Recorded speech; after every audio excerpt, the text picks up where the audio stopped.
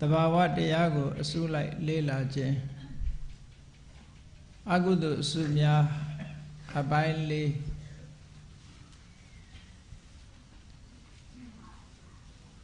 မောဟအကြောင်း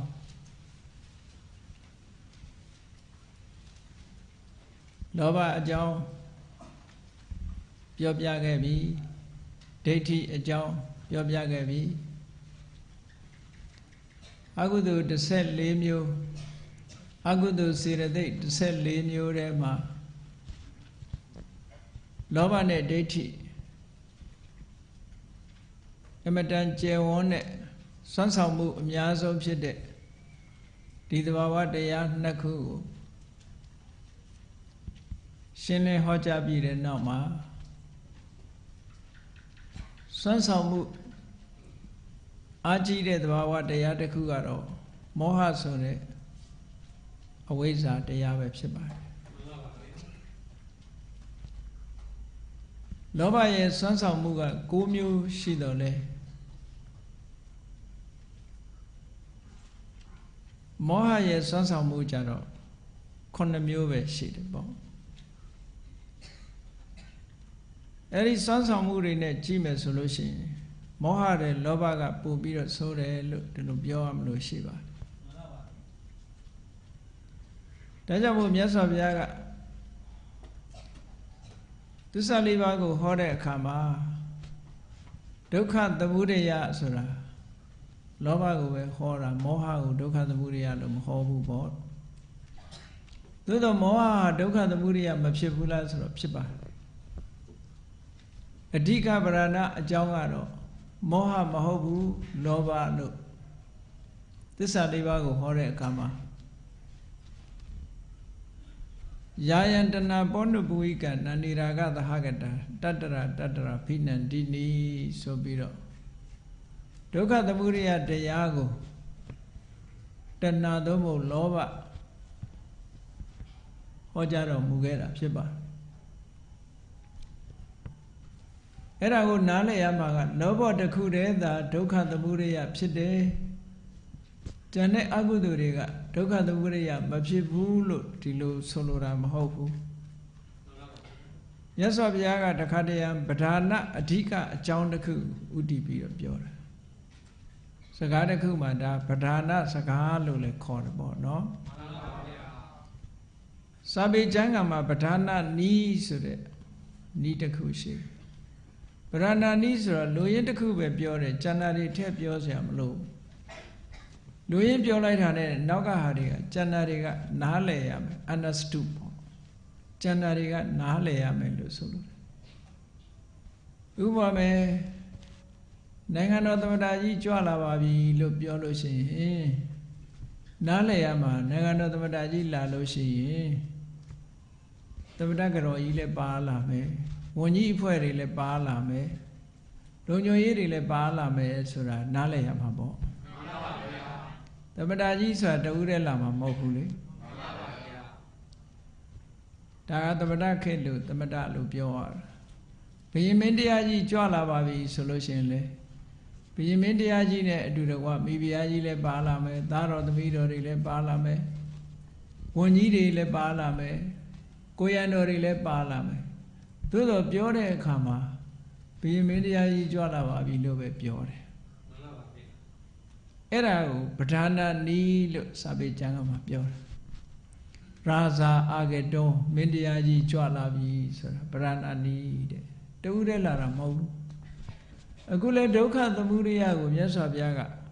တဏှာလို့ပြောလိုက်တာဟာပဓာနနီးနဲ့ပြောတာပါတဲ့တဏှာလို့ပြောလိုက်တာနဲ့ပါရမယ်တဲ့အဝိဇ္ဇာလည်းပါမှာပဲနော်လောဘလည်းပါမှာပဲဒေါသလည်းပါမှာပဲမောဟလည်းပါမှာပဲမာမနအိတ်တမစ္စရိယဆိုတဲ့အဆိုးတရားတွေဟာအစုလိုက်ပါနေကြမှာပဲဒါကြောင့်မလို့သုတ်တန်တစ်ခုမှာမြတ်စွာဘုရားကကတမင်စတံဘိက္ခဝေဒုက္ခသမုဒယရိယသစ္စာဒုက္ခဖြစ်ကြောင်းအမှန်တရားဆိုတာဘာလဲလို့မေးခွန်းထုတ်ပြီးတော့ဖြေတဲ့အခါမှာအဝိဇ္ဇာပစ္စယသင်္ခါရပစ္စယဝိညာဏဆိုပြီးပရိစ္ဆေသမုပ္ပါကြီးတစ်ခုလုံးကိုထည့်ပြီးတော့ဒုက္ခသမုဒယလို့ခေါ်ထားတာရှိတယ် သို့တော့အဲ့ဒီသုတ်တံကလူအတိနဲတယ်ပေါ့အားလုံးဟာဒုက္ခသမုဒယတွေကြီးပဲ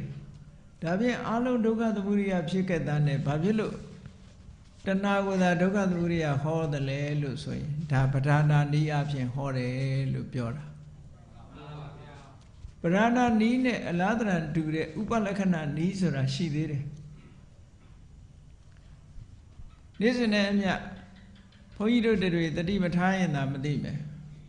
တတိထားမယ်ဆိုလို့ရှိရင်ဒါဥပလက္ခဏာနည်းဆိုတာဒီအကြောင်းတစ်ခုအရာတစ်ခုကိုသာထုတ်ဖော်ပြီးတော့ပြောတာအပြည့်စုံပြောတာမဟုတ်ဘူးဆိုပါစို့မြန်မာလူမျိုးတွေမနေ့စာညစာစားကြတယ်ဆိုတဲ့အခါမှာဘာပြောလဲဆိုရင်ထမင်းစားနေတယ်လို့မပြောဘူးလားပြောပါပါဘယ်သွားကြည့်ရင်ထမင်းနေမကဘူးဟင်းလည်းပါတယ်ဘယ်သူမှထမင်းဟင်းစားနေတယ်လို့မပြောဘူးเนาะထမင်းစားနေတယ်ပဲပြောလိုက်ထမင်းစားနေတယ်ဆိုတာဟင်းကအလိုလိုပါပြီးသားဖြစ်နေတာပေါ့အဲ့လိုမျိုးကြတော့ဥပလက္ခဏာနည်းလို့ခေါ်တယ်တခုကိုမှတ်ပြောတာအကြောင်းရတခုကိုအမှတ်သားလုပ်ပြီးတော့ပြောလိုက်တော့ဉာဏ်တွေက understood လို့ခေါ်တယ်နားလည်ရမယ့်ဟာတွေဖြစ်ဆွဲနားလည်ရမယ့်ဟာတွေအများကြီးရှိတယ်ပေါ့ဒီတရားနဲ့ပတ်သက်လာလို့ရှိရင်လည်းဖြစ်ဆွဲနားလည်ရမှာ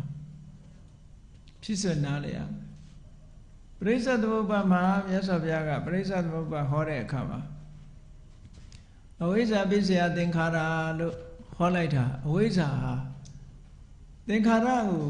ဖြစ်စေတဲ့နေရာမှာကံတရားကိုဖြစ်စေတဲ့နေရာမှာအဝိဇ္ဇာဟာပဓာနအကြောင်းတရားဖြစ်တယ်ပေါ့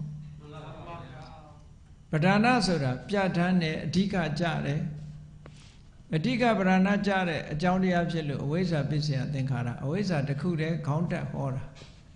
တကယ်တော့အဝိဇ္ဇာတစ်ခုတည်းကြောင့်ကံတရားသင်္ခါရဆိုတာဖြစ်တာမဟုတ်ဘူးတဏှာလည်းပါမယ်ဥပါဒံလည်းပါမယ်နော်ဒီတရားတွေမပါဘဲနဲ့ကံတရားဆိုတာမဖြစ်ဘူးပေါ့ဒါကြောင့်မို့အဝိဇ္ဇာယူလိုက်တာနဲ့တပြိုင်နက်တဏှာတို့ဥပါဒံတို့ဆိုတာကိလေသာချင်းတူလို့ယူရတယ်လို့စာပေကျမ်းကမှဒီလိုပြောထားတာတနွယ်ငင်ဒဇင်ပါဆိုတာပါလာတာအကုန်လုံးပါအဲ့တော့နားလည်ရမှာအဲ့လိုနားလည်ရဘုရားမြတ်စွာလက်ထက်တော်အခါကာလတုန်းကအကြောင်းတစ်ခုတည်းကိုပဲဒီအရာဝတ္ထုတစ်ခုတည်းကိုပဲအကြောင်းတစ်ခုအနေနဲ့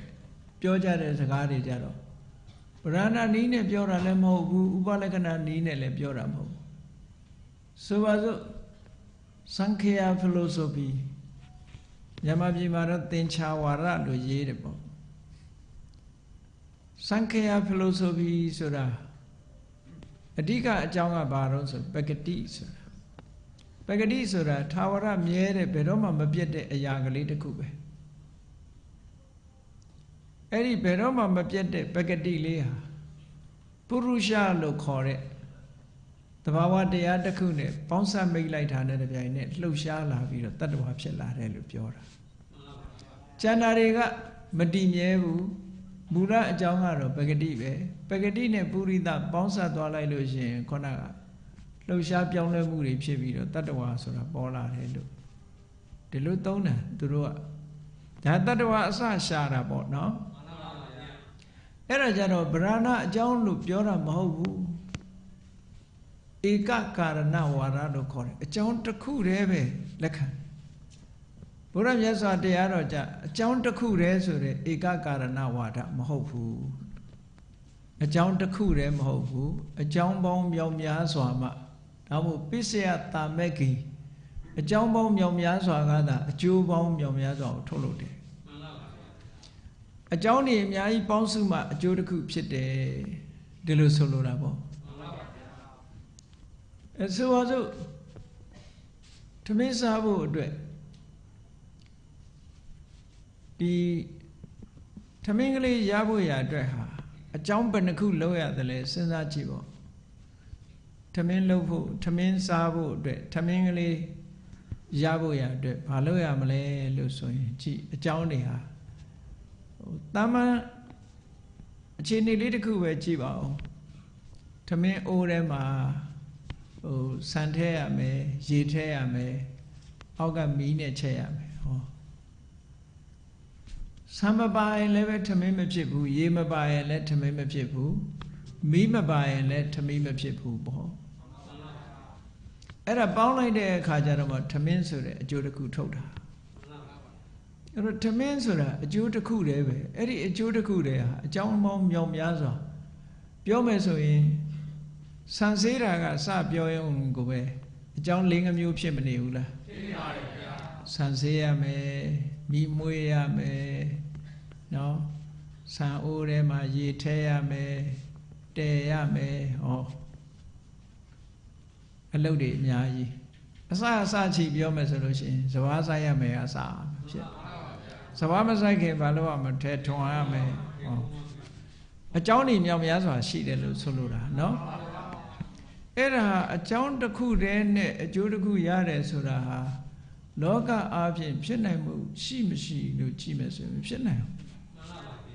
အဲ့ဒီမဖြစ်နိုင်တာကိုပဲဧကကာရဏဝါဒကသူကအကြောင်းတစ်ခုတည်းကိုပဲဆွဲပြီးတော့ပြောတယ်ဆိုပါစို့တတ္တဝါတွေပေါ်လာတာတို့ကမ္ဘာလောကကြီးပေါ်လာတာတို့တတ္တလောကဩဃတလောကကြီးပေါ်လာတာထာဝရဘုရားဆိုတဲ့ထာဝရဘုရားဖန်ဆင်းခြင်းဆိုတဲ့အကြောင်းတစ်ခုကြောင့်ပေါ်လာတယ်လို့ပြောရင်ဒါဧကကာရဏဝါဒဖြစ်နေတယ်ပေါ့တူတွေကလှုပ်တယ်လို့ဆိုတဲ့အတိတ်ပဲအဲ့ဒါလို့လှုပ်နိုင်အောင်သူ့မှာတကူအာနာပါဝါတွေရှိတယ်ဆိုတခါထပ်ပြီးလှုပ်ကြပြန်တယ်နော်အဲ့တော့တခြားဘာသာတွေမှာကြည့်မယ်ဆိုလို့ရှိရင်ဧကကာရဏဝါဒအကြောင်းတစ်ခုတည်းကိုလက်ခံတယ်ပြီးတော့မူလအကြောင်းပဂတိအကြောင်းကိုလက်ခံတယ်အကြောင်းမဲ့တဲ့အကြောင်းကိုလက်ခံတယ်သူတို့ root cause လို့ခေါ်တယ် first cause root cause ပထမဆုံးသောအကြောင်းအဲ့ဒီအကြောင်းရဲ့ဟိုဘက်မှာအကြောင်းမရှိဘူးလို့ပြောတယ် root cause အဲ့ဒီ cause မှာအခြားအကြောင်းမရှိသည့်အတွက်ကြောင့် causeless cause အကြောင်းမဲ့အကြောင်းလို့ဒီလိုပြောတယ်အဲ့တော့ဗုဒ္ဓဝါဒမှာအကြောင်းမဲ့အကြောင်းဆိုတာလည်းမရှိဘူး first cause တို့ root cause ဆိုတာလည်းမရှိဘူးအကြောင်းအကျိုးဆိုတာအပြန်အလှန်ပွေလိန်ရှုပ်နေတာပဲအကြောင်းဖြစ်လိုက်အကျိုးဖြစ်လိုက်ပရိစ္ဆေသမုပ္ပါကြည့်လေအဝိဇ္ဇာပစ္စယသင်္ခါရဆိုဟောသင်္ခါရကအကျိုးဖြစ်တယ်တခါသင်္ခါရပစ္စယဝိညာဏဆိုသင်္ခါရကအကြောင်းဖြစ်သွားပြန်ရောဝိညာဉ်ကအကျိုးတခါဝိညာဏပစ္စယနာမရူပဆိုဝိညာဉ်ကအကြောင်းဖြစ်သွားပြန်ဟောဒီသဘောလေးကိုမြတ်စွာဘုရား first cause မရှိဘူး root cause မရှိဘူး causeless cause မရှိဘူးဒါဖြင့်အဝိဇ္ဇာကစပြောတော့အဝိဇ္ဇာက causeless cause လားဆိုမဟုတ်ဘူးအာသဝသမုဒယအဝိဇ္ဇာသမုဒယောအာသဝတွေဖြစ်နေတယ်အဝိဇ္ဇာဖြစ်တာဆိုတော့အာသဝမှလည်းသူ့အကြောင်းသူရှိတာပဲဒါမို့အကြောင်းနဲ့အကျိုးဆိုတာကရွကွင်းရှောင်နေတယ်လို့ပဲဘဲဥအစရှာမရတယ်လို့တစ်ပင်တစ်ပင်ရဲ့အစရှာမရတယ်လို့ပဲအကြောင်းနဲ့အကျိုးတွေဟာပွေလိန်ရှုပ်ပြီးတော့နေတာဒါတွေလားဆိုမရပါဘူးစဉ်းစားကြည့်ပေါ့ရုက္ခနဲ့ဗီဇမျိုးစေ့နဲ့တစ်ပင်ဘယ်သူကစတာတုံးလို့မေးကြည့်မယ်ဆိုလို့ရှိရင်ဥပမာအခုကြည့်မယ်ဆိုလို့ရှိရင်တစ်ပင်တစ်ပင်ဆိုတာဘယ်ကပေါက်လာတာတုံးသိတာမျိုးစေ့ကပေါက်တာဒါဖြင့်အဲ့ဒီမျိုးစေ့ဘယ်ကရတာတုံးလို့မေးဒါဖြင့်တစ်ပင်ဘယ်ကရပြန်တာတုံးလို့မေးလို့ရှိရင်မျိုးစေ့နဲ့တစ်ပင်ဟာဘယ်သူကအစတုံးလို့ဆိုရင်ဘယ်လိုလုပ်ရှာမလို့မရဘူးမျိုးစေ့နဲ့တစ်ပင်အစရှာမရတယ်လို့ပဲအကြောင်းနဲ့အကျိုးတွေဟာဆက်တာဒါလက်တွေ့အားဖြင့်စဉ်းစားကြည့်လို့ရတဲ့ဟာတစ်ခုပေါ့နော်အေးဒါကြောင့်မလို့အကြောင်းတရားတွေကိုရှင်းပြတဲ့အခါမှာပရိစ္ဆေသမုပ္ပါမှာပဲဖြစ်စေသစ္စာ၄ပါးမှာဖြစ်စေပရဏာနီးအားဖြင့်တစ်ခုကိုသတ်မှတ်ပြီးတော့ဖော်ပြတယ်အဲ့ဒါကြောင့်မို့အခြားအကြောင်းတွေလည်းပေါင်းစပ်ပါဝင်နေတယ်ပဋိစ္စသမုပ္ပါဒဆိုတဲ့စကားလုံးကသိအဓိပ္ပာယ်ရှိတဲ့စကားလုံးတစ်ခုသမုပ္ပါဒဆိုတာအကျိုးတရားကိုဖြစ်ပေါ်စေတတ်တဲ့အကြောင်းလို့အဓိပ္ပာယ်ရတယ်သမုပ္ပါဒတန်ဥပ္ပါဒဥပ္ပါဒဖြစ်စေတတ်တဲ့အကြောင်းတန်ဆိုတာစုပေါင်းမိမှဖြစ်စေတတ်တဲ့အကြောင်းဖြစ်တယ်တစ်ခုတည်းနဲ့မရဘူး single cause မဟုတ်တန်ဆိုတာစုပေါင်းပြီးတဲ့အခါမှာဥပ္ပါဒအကျိုးတရားကိုဖြစ်စေတယ် အဲ့ဒီလိုစုပေါင်းတယ်ဆိုတာလည်းပဲ तू ကအစဆုံးအကြောင်းတရားမဟုတ်ဘူး तू ကလည်းပဲအကြောင်းတစ်ခုကြောင့်ဖြစ်ပေါ်လာတာဖြစ်လို့ပဋိစ္စတဲ့တခုကို तू အမိပြုပြီးတော့မှအမိပြုတယ်ဆိုကြတဲ့ကော तू ကအကျိုးတရားဖြစ်နေပြီပေါ့အခြားတစ်ခုကိုအမိပြုပြီးတော့မှ तू ကအကြောင်းတရားအကျိုးတရားကိုထုတ်လုပ်နိုင်တယ်လို့ဒီလိုဆိုလိုတာเนาะဒါကြောင့်ပဋိစ္စသမုပ္ပါဒဆိုတဲ့စကားလုံးကိုကပဋိစ္စသမုပ္ပါဒတစုံတစ်ခုသောအကြောင်းကိုအမိပြုပြီးတော့အကြောင်းတရားတွေစုပေါင်းပြီးတော့ထုတ်လုပ်အကျိုးတရားကိုဖြစ်ပေါ်စေတတ်တဲ့အကြောင်းတရားလို့ဒီလိုအဓိပ္ပာယ်ရတယ်နောက်စကားလုံးတစ်ခုကပဋိစ္စသမုပ္ပန္နအကျိုးတရားကိုပြောတာအကြောင်းတရားကြောင့်ဖြစ်ပေါ်လာတဲ့အကျိုးတရားအဲ့ဒီအကျိုးတရားဟာလည်းပဲပဋိစ္စသမုပ္ပန္နနော်တစုံတစ်ခုသောအကြောင်းကိုမှီပြီးတော့ဖြစ်လာတာသူ့ဘာသူဖြစ်လာတာမဟုတ်ဘူးလို့ဒီလိုအဓိပ္ပာယ်ရှင်းတာအဲ့တော့မြတ်စွာဘုရားရဲ့တရားတော်မှာဒါကြောင့်မို့ first cause မရှိဘူးမူလအကြောင်းပဂရိအကြောင်းမရှိဘူး causeless cause အကြောင်းမဲ့အကြောင်းဆိုတာမရှိဘူးအကြောင်းနဲ့အကျိုးဆိုတာအပြန်အလှန်နှီးနွယ်ပြီးပွေလိန်ရှုပ်ပြီးတော့နေကြတာတဲ့ဒါကြောင့်မို့ဖြေရှင်းရခက်တယ်လို့ပြောတာပရိစ္ဆေသမုပ္ပါဒ်ကိုမြတ်စွာဘုရားကဥပမာပေးထားတာရှုပ်ထွေးနေလို့မြန်မာစာပေထဲမှာပြောတာလို့အမေဘုတ်ရဲ့သူချီခင်ဆိုတာတန်တာကုလကဇာတာချီခင်နဲ့ချီတွေးတွေဟာရောထွေးသွားပြီဆိုလို့ရှိရင်အစရှာလို့မရတော့အောင်ရှုပ်ထွေးသွားနိုင်တယ်ပေါ့နောက်တစ်ခုကခုနာဂုဏိကဇာတာကုလဂုဏိကဆိုတာရန်ကုန်အလူတွေတော့မြင်မှုကြမှာမြင်မှုမှာစာပေါင်းတိုက်ဆိုတာရှိတယ်စာကလေးတွေကနေပြီးတော့စာပေါင်းတိုက်လောက်ထားတာလေးတွေရှိတယ်နော်အဲ့ဒီစာပေါင်းတိုက်ကိုပြန်ပြီးတော့ဖြည့်မယ်ဆိုရင်အလွန်ခက်လိမ့်မယ်ဟိုအစကဒီထိုးဒီအစဒီထိုးနဲ့ပွေလိန်ရှက်ပြီးတော့ရက်ထားတဲ့ဟာတစ်ခုအဲ့ဒီစာပေါင်းတိုက်ဟာဖြည့်ခက်တယ်လို့ပဲဟောဒီပဋိစ္စသမုပ္ပါဒ်အကြောင်းတရားအကျိုးတရားတွေဆိုတာပွေလိန်ရှုပ်နေတယ်လို့ရသော်ဗျာဒီလိုဟောတာအဲ့ဒီလိုပွေလိန်ရှုပ်နေတာဘယ်အစလို့ဘာကိုလုံးဝမှမသိအောင်ရှုပ်ထွေးနေတဲ့အနေအထားကြီးတစ်ခုတတ္တဝါတွေရဲ့တဏ္ဍာမှာဖြစ်ပေါ်နေတယ်တဲ့တာမဉာဏ်စွမ်းနဲ့ဒီအရှုပ်အထွေးကိုဖြေရှင်းနိုင်မှာမဟုတ်ဘူးအဲ့ဒီမဖြေရှင်းနိုင်အောင်ရှုပ်ထွေးမှုကိုဖြစ်ပေါ်စေတတ်တဲ့သဘာဝတရားတွေဟာဟောဒီအကုသိုလ်စေတသိက်14ခုစိတ်ရဲ့အညစ်အကြေးတွေပဲဒီကနေ့အဝိဇ္ဇာဆိုတာအကြောင်းကိုပြောရအောင်မြတ်စွာဘုရားကပရိစ္ဆေသမုပ္ပါဒ်ကိုဟောတဲ့အခါမှာအဝိဇ္ဇာကိုရှေ့တန်းတင်ပြီးတော့ဟောလိုက်တယ်ဒါလည်းအကြောင်းတရားရှိတယ်ပေါ့မသိတာနဲ့သိတာအဝိဇ္ဇာဆိုတာအသိဉာဏ်ရဲ့တိုက်ရဲ့ဆန့်ကျင်ဘက်တစ်ခုပဲဒါမို့အဝိဇ္ဇာကိုအညာနာတဲ့ဝိဇ္ဇာအဝိဇ္ဇာဝိဇ္ဇာဆိုတာသိတဲ့ဉာဏ်အဝိဇ္ဇာဆိုတာအသိဉာဏ်ရဲ့ဆန့်ကျင်ဘက်သဘောတရားဆိုတာမသိတဲ့ဟာအဲ့တော့မသိဘူးဆိုတဲ့နေရာမှာလုံးလုံးကြီးမသိတာမဟုတ်ဘူးအမှားသိနေတဲ့အသိကိုပြောတာမှန်ကန်တဲ့သဘာဝကိုမသိဘူးအမှားကိုသိနေတယ်ဉာဏ်ကမှန်ကန်တဲ့သဘာဝကိုသိတယ်အဝိဇ္ဇာကအမှားသိတယ်ဒီလိုဆန့်ကျင်တာကိုပြောတာနော်သို့တော့ဗမာစကားမှာသိမှုနဲ့မသိမှုဆိုအဝိဇ္ဇာကဘာမှမသိဘူးလို့ဒီလိုထင်သွားလိမ့်မယ်အဲ့ဒါလို့မသိတာကြီးလည်းမဟုတ်ဘူးနော်အဲ့တော့အသိဉာဏ်ရဲ့ဆန့်ကျင်ဘက်သူသိနေတာကတစ်မျိုးဉာဏ်သိတာကတစ်မျိုး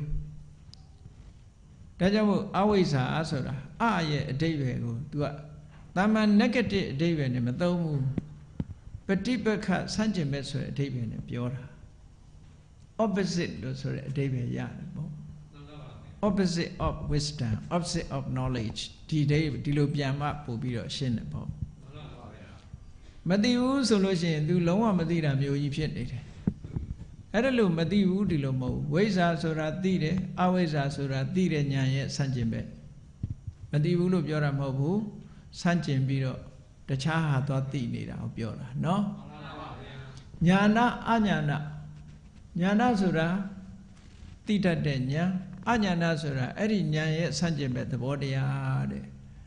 ဉာဏ်ကယထာသဘာဝမှန်ကန်တဲ့သဘောတရားတွေကိုသိတယ် အညာနာကြတော့သူနဲ့ဆန့်ကျင်ပြီးတော့မမှန်မကန်တာတွေကိုသိနေတယ်ဟောဒီအဓိပ္ပာယ်မျိုးကိုယူရမှာနော်အေးမသိဘူးဆိုလို့ရှိရင်ဘာမှမသိတဲ့အချိန်တွေအများကြီးရှိတာပဲပေါ့မသိတာတွေလည်းအများကြီးရှိတာပေါ့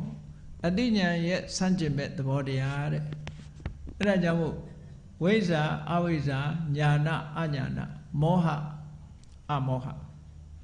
အဲ့ဒီအမောဟမှာပါတဲ့အကြတော့သူကအဓိပ္ပာယ်တစ်မျိုးရတယ်အဓိပ္ပာယ်တစ်မျိုးရတယ်အိဆန့်ကျင်မဲ့လို့လည်းပြောလို့ရတယ်နောက်တစ်ဖက်ကမောဟကိုဖျက်ဆီးနိုင်တဲ့သဘာဝတရားတစ်ခုမောဟကိုဖယ်ရှားနိုင်တဲ့သဘာဝတရားကိုအမောဟလို့ခေါ်တာအဲ့ဒါကြတော့ဒါမို့အင်္ဂလိပ်လိုပြန်တဲ့အခါမှာကျွတ် negative အဓိပ္ပာယ်လေးတွေပြန်တယ်ပေါ့ဒီမောဟကိုပြန်တဲ့အခါမှာ delusion လို့ပြန်တယ်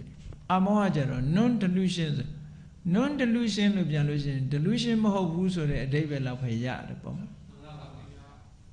အဲ့တော့အဲ့ဒီအဓိပ္ပာယ်ပို့တဲ့အဓိပ္ပာယ်ကဘာလို့ဆိုလို့ရှိရင် anti delusion ဆိုမှသူကပို့ပြီးတော့အဓိပ္ပာယ်ရတယ် delusion ကိုပယ်ဖြတ်နိုင်တယ်ပေါ့ antibody ဆိုတာမျိုးလို့ပေါ့နော်ဆန့်ကျင်ပြီးတော့ဖယ်ရှားပြတ်နိုင်တဲ့စွမ်းအားတစ်ခုပဲသူကမောဟကိုဖယ်ရှားပြတ်နိုင်တဲ့စွမ်းအားတစ်ခုကိုအမောဟလို့ခေါ်တာဒီလိုစကားလုံးအဓိပ္ပာယ်လေးတွေရှင်းပြောရတာဟာဘာကြောင့်ပြောရတယ်လဲလို့ဆိုလို့ရှိရင်တဘာဝတရားနဲ့ပတ်သက်ပြီးတော့စိုက်ထိသိဖို့အမတန်မှအရေးကြီးတယ်ပေါ့အဲ့ဒါလို့မသိလို့ရှိရင်အမှန်တရားကတီးလေးလွဲသွားနိုင်သေးတယ်နော်ဟိုရောထွေးမှုတွေဖြစ်ပွားသွားနိုင်တယ်ဒါကြောင့်မို့လို့လွဲမှားမှုမရှိအောင်ဆိုပါစို့ဘယ်လိုလွဲမှားတော့ဆိုလို့ရှိရင်မောဟဆိုတာတွေ့ဝေတာအမောဟဆိုတာတွေ့ဝေမှုမရှိတာမတွေ့ဝေတာဆိုလောဘကတော့အဲ့တော့တွေ့ဝေမှုမရှိတာဆိုမောဟမရှိတာကိုပဲတွေ့ဝေမှုမရှိတာလို့ဒီလိုအဓိပ္ပာယ်ယူသွားနိုင်တယ်ပေါ့လောဘဆိုတာလိုချင်တာအလောဘဆိုတာမလိုချင်တာဒါမလိုချင်တာတွေကလည်းအများကြီးရှိတာပဲအဲ့ဒါလို့လောဘမရှိတာလေးတတ်တင်အလောဘလို့ခေါ်မယ်ဆိုလို့ရှိရင်သူ့ရဲ့ဆွမ်းဆောင်ချက်ဘာမှပေါ်တော့ဆွမ်းဆောင်ချက်မရှိသလိုဖြစ်သွားတယ်ပေါ့ဆွမ်းဆောင်ချက်ကရှိရမယ်အမောင်နဲ့အလင်းလိုပဲအမောင်ဆိုတာအမောင်နဲ့အလင်းဟာအမောင်ကိုဖယ်ရှားပြစ်နိုင်တဲ့စွမ်းအားရှိတဲ့အရာဝတ္ထုတစ်ခုပဲအဲ့ဒါမျိုးလိုပဲမောဟဆိုတာဒီတွေ့ဝေမှုအမောဟဆိုတာအဲ့ဒီတွေ့ဝေမှုကိုဖယ်ရှားပြစ်နိုင်တဲ့စွမ်းအားရှိတဲ့အရာတစ်ခုပဲဒီလိုအဓိပ္ပာယ်ထီအောင်ယူရတယ်ပေါ့ဒါကြောင့်မို့လို့ဟိုလောဘကြတော့ craving လို့ပြန်တယ်အလောဘကြတော့ non craving လို့ပြန်တယ်အဓိပ္ပာယ်ကပေါ့နေတယ်လောဘမရှိတဲ့အချိန်ကိုအလောဘလို့ဒီလိုယူဆနိုင်စရာရှိတယ်ပေါ့လောဘလူတွေတစ်ခါလောဘဆိုတာအမြဲတမ်းရှိနေမှာမဟုတ်တာမရှိရင်ဒါအလောဘဖြစ်နေတယ်လို့ထင်ကောင်းထင်လိမ့်မယ်မဖြစ်ဘူးအဲ့ဒါဟုတ်တယ်မလားအိတ်နေတဲ့အချိန်မှာလောဘဖြစ်ရလားအဲ့ဒါကို non craving လို့ပြောလို့ရမှာမရဘူးအိတ်နေတဲ့အချိန်မှာလောဘမဖြစ်ဘူးလေလောဘမဖြစ်တာလေးကိုကြည့်ပြီးအလောဘလို့ခေါ်လို့မရဘူးအလောဘဆိုတာလောဘကိုဖယ်ရှားနိုင်တဲ့စွမ်းဆောင်မှုရှိတဲ့သဘာဝတရားတစ်ခုဖြစ်တာမို့သူဖြစ်ပြီဆိုရင်လောဘကိုဖယ်ပလိုက်တာသူကအဲ့ဒီလိုလောဘကိုပယ်တတ်နိုင်တဲ့စွမ်းရည်တတိရှိတဲ့သဘာဝတရားတစ်ခုပေါ်အောင်အဓိပ္ပာယ်ဖော်ဆောင်ရမယ်ပေါ့လောဘကိုဖယ်ရှားပြစ်နိုင်တဲ့တရားသည်အလောဘဒေါသကိုဖယ်ရှားပြစ်နိုင်တဲ့တရားသည်အဒေါသမေတ္တာဆိုတဲ့အဒေါသတရားစိတ်မဆိုးယုံလေးနဲ့မေတ္တာဖြစ်ပါမလားဖြစ်နိုင်ပါဘူးလူတယောက်စိတ်မဆိုးဘူးစိတ်မဆိုးရင်သူ့မှာအဒေါသတွေဖြစ်နေတယ်လို့ဒီလိုပြောလို့မရဘူးလေမေတ္တာဖြစ်မှသူကဒေါသကိုဖယ်ရှားလို့ရမှာဟုတ်အဲ့ဒီသဘောအတိုင်းပဲမောဟဆိုတာကိုဖယ်ရှားဖို့အတွက်အမောဟဆိုတာအသိဉာဏ်ပဲတမ္မာမောဟမရှိတာလေးကိုသွားပြီးတော့အမောဟလို့ခေါ်တာမဟုတ်ဘူးတဲ့အဲ့ဒါကြောင့်မို့သဘာဝတရားလေးတွေဟာကိုယ်တဏ္ဍာမှာဖြစ်တဲ့အခါကျတော့ထိုသဘာဝတရားတွေလက္ခဏာတွေထိုသဘာဝတရားတွေရဲ့စွမ်းဆောင်မှုတွေဒါတွေကိုလေ့လာမှတ်သားကြရတယ်အဲ့ဒါကိုစာပေကျမ်းဂန်မှာသူကသဘာဝတရားတစ်ခုကိုလေ့လာမယ်ဆိုလို့ရှိရင် နံပါတ်1ကသူ့ရဲ့တွင်ပြင်လက္ခဏာ characteristic ကိုအရင်လေ့လာရတယ်တဲ့ဘယ်အရာပဲဖြစ်ဖြစ်ဘယ်သဘာဝတရားပဲဖြစ်ဖြစ်သူ့ရဲ့ characteristic လေးရှိတယ်အမှတ်အသားလက္ခဏာလေးတွေရှိတာကြီးပဲအဲ့ဒီအမှတ်အသားလက္ခဏာရှိတာလို့ပဲသူ့ရဲ့ဆောင်ရွက်ချက်သူ့ရဲ့ဆောင်ရွက်မှုကိစ္စဆိုတာလည်းရှိတယ်နောက်တစ်ခုသူ့ရဲ့ပေါ်လွင်ထင်ရှားလာတဲ့သရုပ်အသွင်တန်တန်ဆိုတာလည်းရှိတယ်သူဖြစ်ပေါ်လာဖို့အကြောင်းတရားဆိုတာလည်းရှိတယ်နော်စာပေလို့ပြောတဲ့အခါကျတော့ပါဠိလိုပြောရင်လက္ခဏာတဲ့ရတ္တပစ္စုပ္ပထံပဋ္ဌာထလက္ခဏာရတ္တပစ္စုပ္ပဌာနာပဋ္ဌာဌာနာအဲ့ဒီရှုထောင့်၄ချက်ကနေပြီးသဘာဝတရားကိုတွေ့အောင်ရှာဖို့လိုတယ်လက္ခဏာဆိုတာသူ့ရဲ့အမှတ်လက္ခဏာလေးကိုယ်ပိုင်အမှတ်လက္ခဏာလေးကိုလက္ခဏာလို့ခေါ်တယ်ရတ္တဆိုတာသူ့ရဲ့ဆောင်ရွက်မှုကိစ္စသူ့ရဲ့ပြည့်စုံမှုပြည့်စုံမှုသဘောတရားကိုရတ္တပစ္စုပ္ပဌာနာဆိုတာဒီသဘာဝတရားရဲ့ပုံသဏ္ဍာန်ကိုစိတ်ထဲမှာပုံဖော်ကြည့်ရင်ပေါ်လာတဲ့ပုံလေးပဲပစ္စုပ္ပဌာနာလို့ခေါ်တယ် manifestation လို့အင်္ဂလိပ်လိုပြန်တာပေါ့ရတ္တကြတော့ function ပေါ့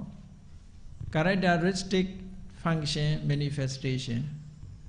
နောက်ပဋ္ဌာဌာနာဆိုတာကြတော့အနိကအကြောင်းလို့ဆိုလို့ဘယ်တရားပဲဖြစ်ဖြစ်အကြောင်းမဲ့ဖြစ်လာတာမရှိသည့်အတွက်ကြောင့်သူ့ရဲ့အနိကအကြောင်းဟာဘာလဲဆိုတာအဲ့ဒါပဋ္ဌာဌာနာအဲ့ဒီရှုထောင့်၄ချက်ကနေပြီးတော့သဘာဝတရားကိုလေ့လာသုံးသပ်မယ်ဆိုလို့ရှိရင်ဒီသဘာဝတရားဟာကိုယ့်ရဲ့ဉာဏ်ထဲမှာထင်ထင်ရှားရှားကြီးပေါ်လာမှာပဲ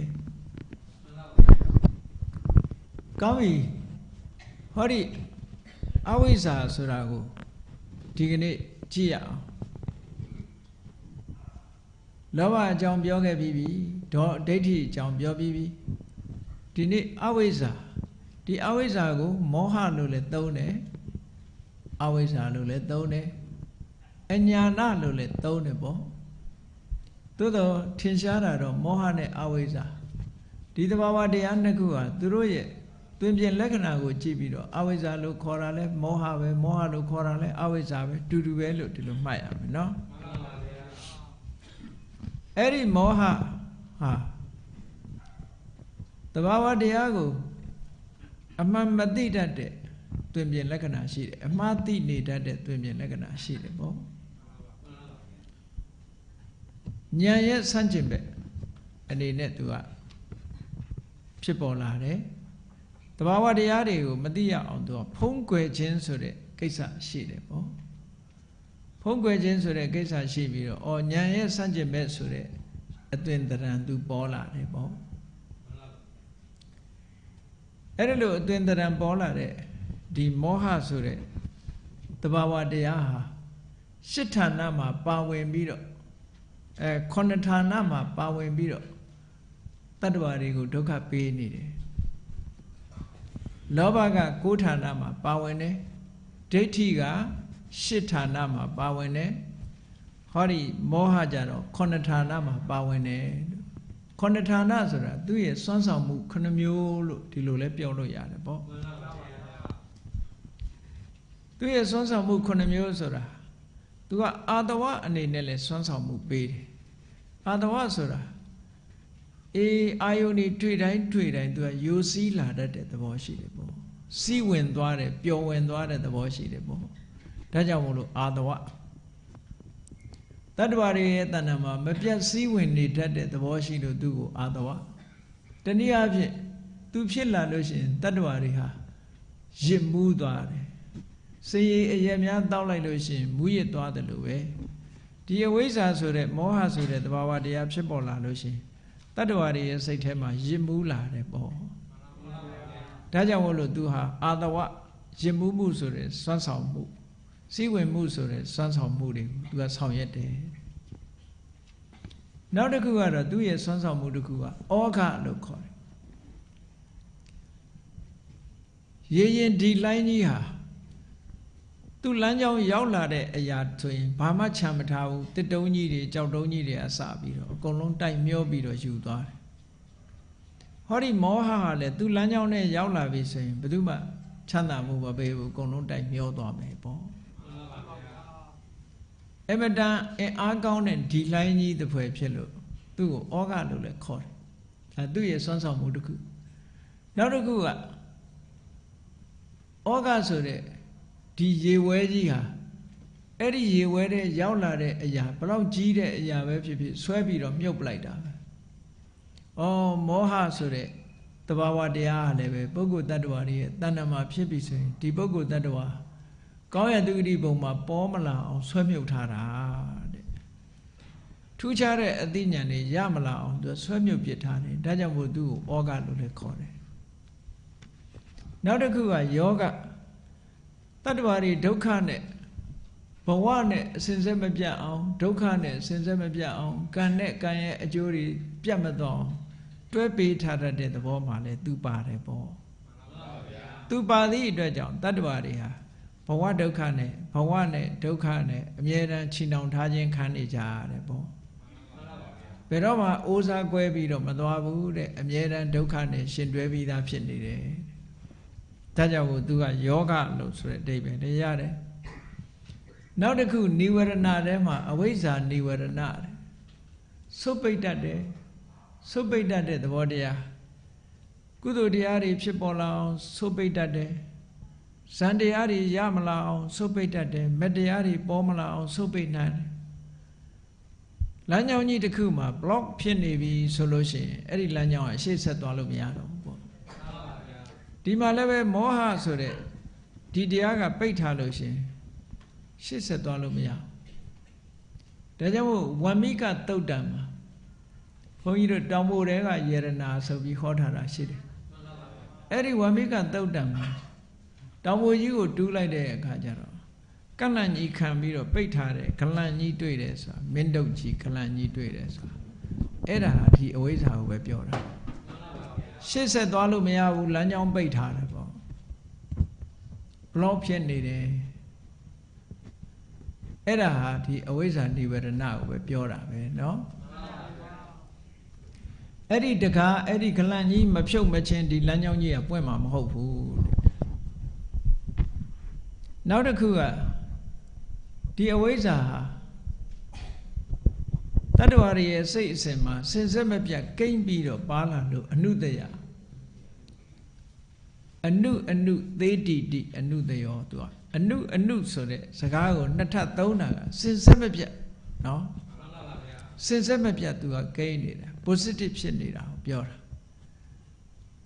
အတိညာရဲ့ဆန့်ကျင်မဲ့သဘောတရားသည်တတ္တဝါတွေရဲ့စိတ်အစဉ်မှာစိတ်အစဉ်ထဲမှာသူကစင်စစ်မပြတ်အနုတယဓာတ်အနေနဲ့ပါလာတယ် positive အနေနဲ့ရှိနေတယ်နောက်တစ်ခုကတော့အားဖြစ်လာသည့်အတွက်ကြောင့်ဒီကိန်းလာတဲ့စင်စစ်မပြတ်ဖြစ်လာတဲ့အဝိဇ္ဇာတရားဟာမောဟတရားဟာအားတွေကောင်းလာသည့်အတွက်ကြောင့်ဖြစ်ဖို့အနေထားတစ်ခုတာဆူးနေဆိုပါစို့မိတော်ကြီးတစ်ခုကပေါက်ကောတော့မဲ့အနေထားတစ်ခုတာဆူးနေတယ်ဆိုတာလိုပဲဖြစ်ဖို့အနေထားတစ်ခုသူကအမြဲတမ်းရောက်နေတယ်ဒါကြောင့်မို့စွန့်ရည်တတ္တိထက်တယ်အနုတ္တရရဲ့အဓိပ္ပာယ်ကိုနှမျိုးမှတ်လို့ရမယ်ပေါ့နော်စင်စစ်မပြတ်စိတ်အစဉ်မှာဂိမ်းနေတာကိုလည်းအနုတ္တရအားကောင်းလာလို့တင့်လျော်တဲ့အကြောင်းနဲ့ဆုံစည်းမယ်ဆိုလို့ရှိရင်ဖြစ်ပေါ်လာမဲ့အခြေအနေမျိုးတစ်ခုရောက်ရှိနေတာလည်းအနုတ္တရပဲဒွေရင်သည်ကြိုက်တဲ့လူတယောက်ဟာဒွေရင်သည်မဟုတ်ဘူးဒွေရင်သည်နန့်လေးမြင်လိုက်တာနဲ့တပြိုင်နက်စားခြင်းနဲ့စိတ်မပေါက်ဘူးလားပေါက်ပါဘူးဗျာအဲ့ဒါမျိုးလိုပဲအနုရူပံကာရဏံလဘိတ္တဝဥပ္ပစ္စတိတဲ့သူကပေါ်လာမှာပဲအကြောင်းလေးတစ်ခုဆုံလိုက်ရင်သူကပေါ်လာမှာဒီစိတ်ကလေးကပေါ်လာတာပဲဟုတ်လားမှန်ပါဗျာကိုမကြိုက်တဲ့အစားအစာတွေ့လို့ရှိရင်အညင်တယ်ဆိုတာရှိတယ်မဟုတ်လားမှန်ပါဗျာဘုန်းကြီးတို့စကိုင်းမှာဆရာတော်ကြီးတစ်ပါးရှိတယ်အဲ့ဆရာတော်ကြီးမှလည်းခုခေတ်စေပညာအရပြောမယ်ဆိုရင်တော့အလားချစ်လို့ပဲပြောမယ်ထင်ပါတယ်နော်မှန်ပါဗျာသူမှအလားချစ်ရှိတယ်အလားချစ်ဆိုတာကိုမတည့်တာဆိုလို့ရှိရင်သူကဖြားတာတို့အော့တာတို့အန်နာတို့ဖြစ်တတ်တယ်ပေါ့နော်မှန်ပါဗျာ အဲ့ဆရာတော်ကြီးကဘာနဲ့မတည့်တာတုံးဆိုသူကပဲမြင့်နဲ့မတည့်တာပဲမြင့်မြင်ဖြားတယ်ပဲမြင့်ရဲ့အနံ့ရရင်ဖြားတခါတော့အဲ့ဆရာတော်ကြီးကိုကျောင်းတစ်ကျောင်းကနေပြီးတော့ဆွမ်းစားပင့်ဓမ္မယုံကြီးထဲမှာဆုံးဝိုင်းနေပြင်ထားတယ်အဲ့ဆုံးဝိုင်းထဲမှာဆုံးဝိုင်းပြင်ထားတော့ဒီလက်ဖက်အချိုပွဲကတ်တဲ့အခါမှာကတ်ဖို့ဆိုပြီးတော့ပဲမြစ်တွေကိုကြာကြာနနပဲမြစ်ဆိုတာကြာကြာနနပြုတ်ပြီးတော့ပြားထားပြီးတော့အုံသီးဆန်ကလေးတွေနဲ့စီလေးတွေနဲ့တေချာလှုပ်ထားတာပေါ့နော်ကြိုက်တဲ့လူဆိုစားခြင်းစရာလိမ်မန်းကြီးနဲ့ထဲ့ထားတာအဲ့ဒီဆရာတော်ကြီးကဆွမ်းစားဖို့ဝင်လာတာသူဖြတ်သွားတဲ့နားမှာပဲပြစ်လိမ်မန်းကြီးရဲ့တွေ့ရောတောက်လျှောက်စုတ်ခနဲ့ပြန်ထွက်သွားတယ်ပြန်ထွက်သွားတော့ဟာဆရာတော်ကြီးဘာလို့ပြန်ကြွသွားနေဘယ်ထိအောင်ကြွသွားကျောင်းထိအောင်ပြန်ကြွသွားဆွမ်းတောင်မစားတော့ဟုတ်လားဆွမ်းစားရင်ဒီပဲပြစ်အနံ့ရဖြားတော့မှာဆရာတော်ဘာဖြစ်လို့ပြန်ကြွသွားတာတုံးဆိုလိုက်ပြီးတော့အဲ့ဒီပဲမြစ်ကြောင်မို့လို့ပြန်သွားတာအဲ့ဒါလည်းပဲစဉ်းစားကြည့်ပဲမြင့်မြင်တာနဲ့ပဲဖြားကျင်စိတ်ပေါက်တယ်ဆိုတာလည်းဒါအနုရူပံကာရဏံလဘိတဝါဥပ္ပစ္စတိမျိုးပဲပေါ့လူတွေရဲ့ဒီစိတ်ကလည်းပဲအမျိုးမျိုးရှိတယ်ကြားဘူးတာဆရာတော်ကြီးတစ်ပါးတော့အေယာဝတီတိုင်းကဆရာတော်ကြီးတစ်ပါးတော့မိချစ်ဖူးတို့ဒီ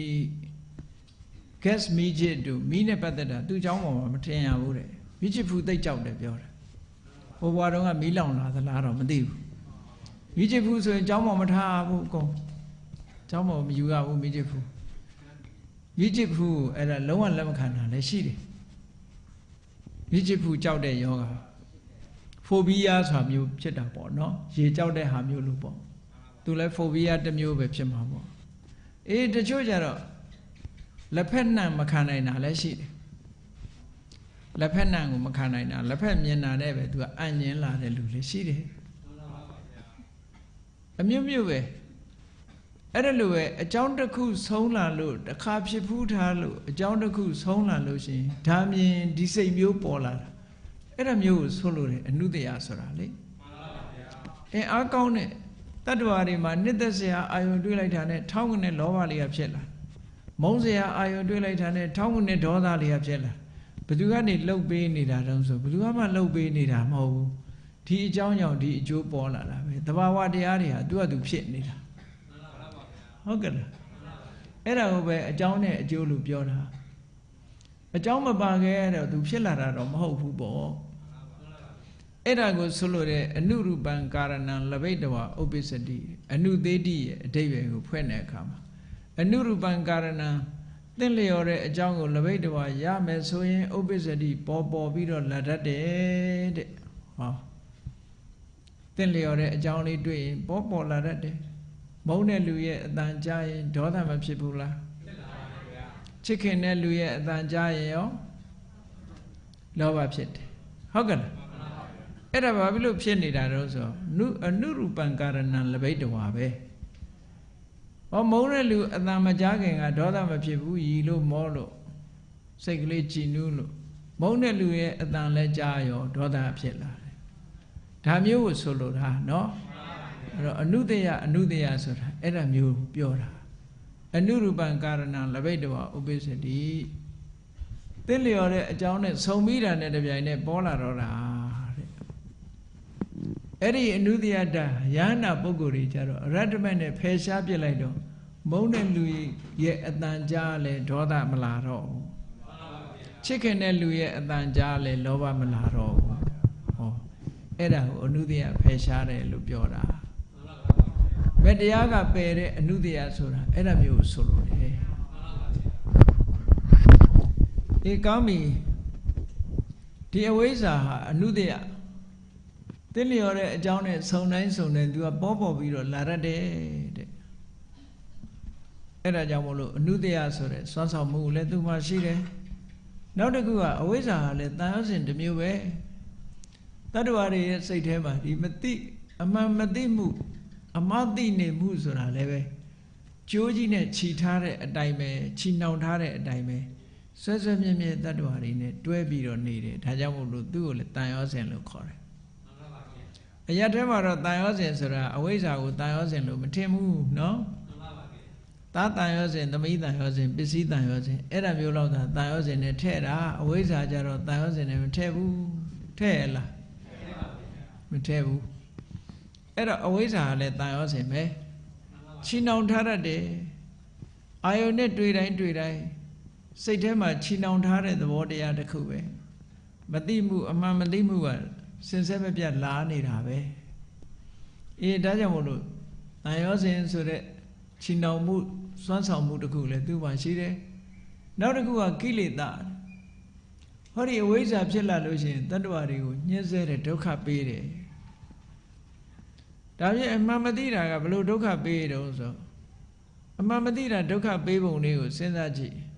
အမှန်မသိဘူးဆိုရင်လှုပ်တင်တာနဲ့မလှုပ်တင်တာမသိတော့ဘူးမဟုတ်လား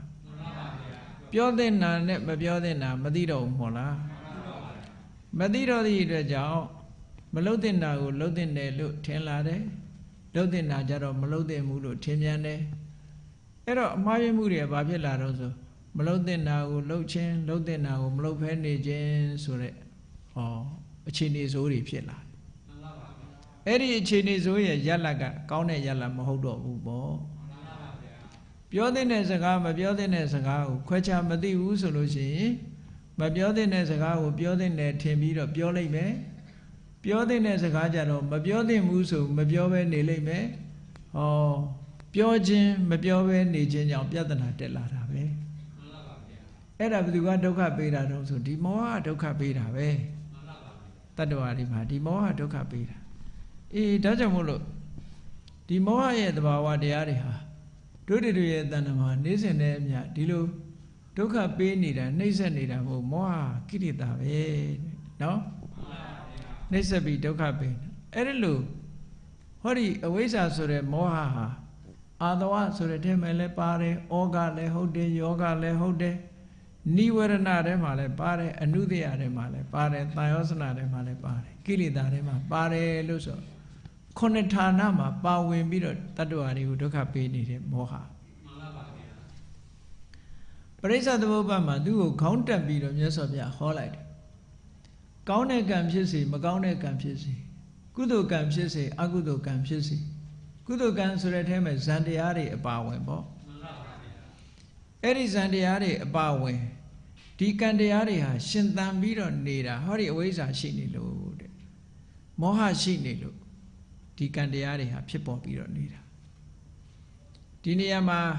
ဟိုလိုတော့အတိတ်ပဲမယူနဲ့မသိလို့ကုသိုလ်လုပ်တယ်လို့တော့ဒီလိုအတိတ်ပဲမယူနဲ့နော်မသိလို့မှားမှားရင်လုပ်တယ်ဆိုတာအကုသိုလ်လုပ်တယ်ဆိုတာမသိလို့လုပ်တယ်ဆိုတာဒါတစ်ခုနော်ကုသိုလ်ကြတော့မသိလို့လုပ်တာလို့ဒီလိုပြောတာမဟုတ်ဘူးအဝိဇ္ဇာရှိနေလို့ရှိရင်သင်္ခါရဟာရှိနေတာဒါကြောင့်မို့စာပေကျမ်းကမှာအဝိဇ္ဇာဘာဝေသင်္ခါရဘာဝတော်အဝိဇ္ဇာရှိနေမယ်ဆိုရင်သင်္ခါရတရားဆင်ဆဲမပြတ်ရှိနေဦးမှာပဲမှန်ပါဗျာအဝိဇ္ဇာရှိနေသမျှကာလပတ်လုံးကံတရားတွေဟာတတ္တဝါတွေရဲ့တဏ္ဍာမှာစုမိဆောင်းမိဖြစ်နေမှာပဲအဝိဇ္ဇာကိုဖယ်ရှားလိုက်တဲ့ယဟန္တာရဲ့တဏ္ဍာကြတော့သင်္ခါရလို့ဆိုတဲ့ဘဝတစ်ခုကိုပြုပြင်တတ်တဲ့ကံဆိုတာမရှိတော့ဘူးလို့သမျှကံမဖြစ်လာတော့ဘူးပေါ့ဒါကြောင့်မို့လို့ကံမဖြစ်လာသည့်အတွက်ကြောင့်ကရိယာလုံယုံတက်တက်ပဲ action လေးတစ်ခုပဲလို့ဒီလောက်လေးတင်သုံးလိုက်တာအဲ့တော့အဝိဇ္ဇာမကင်းသေးတဲ့ပုဂ္ဂိုလ်ဟာနောက်အဓိပ္ပာယ်တစ်ခုကတော့အဝိဇ္ဇာမကင်းသေးတဲ့ပုဂ္ဂိုလ်ဟာတဲ့အဝိဇ္ဇာမကင်းတာကိုအကြောင်းပြုပြီးခုနကလုံးတင်တာလဲမလုံးတင်တာကိုမသိဘူးတဲ့တခါတည်းရန်လုံးတင်တာလဲသူလှုပ်ချင်လှုပ်ပဲမလုံးတင်တာလဲလှုပ်ချင်လှုပ်ပဲပေါ့လှုပ်တင်တာကိုမလှုပ်ဖဲနေချင်လဲနေမယ်မလှုပ်တင်တာကိုလှုပ်ချင်လဲလှုပ်ပဲပေါ့ကောင်းပြီမလှုပ်တင်တာကိုလှုပ်ပြီဆိုရင်အကုသိုလ်သင်္ခါရဖြစ်တယ်ပေါ့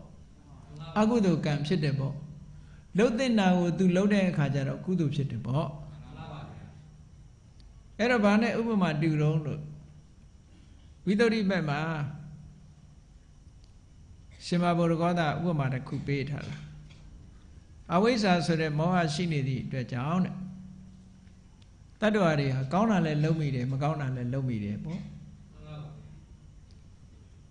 ဘာနဲ့ဥပမာတူတုံးဆိုလို့ရှိရင်မျက်စိမမြင်နဲ့မျက်စိနှကွင်းအလင်းမရတဲ့ပုဂ္ဂိုလ်တယောက်ဟာလမ်းကြောင်းပေါ်လျှောက်သွားတဲ့အခါမှာတခါတရံကြတော့လမ်းမှန်ပေါ်ရောက်တယ်တခါတရံကြတော့လမ်းမှားနေတယ်ပေါ့မှန်ကန်တဲ့လမ်းရောက်ချင်ရောက်တယ်မရောက်တဲ့အခါမရောက်ဘူးပေါ့မျက်စိမြင်တဲ့ပုဂ္ဂိုလ်လိုပုံမှန်သွားလို့မရဘူးပေါ့အဲ့ဒီသဘောမျိုးပဲတဲ့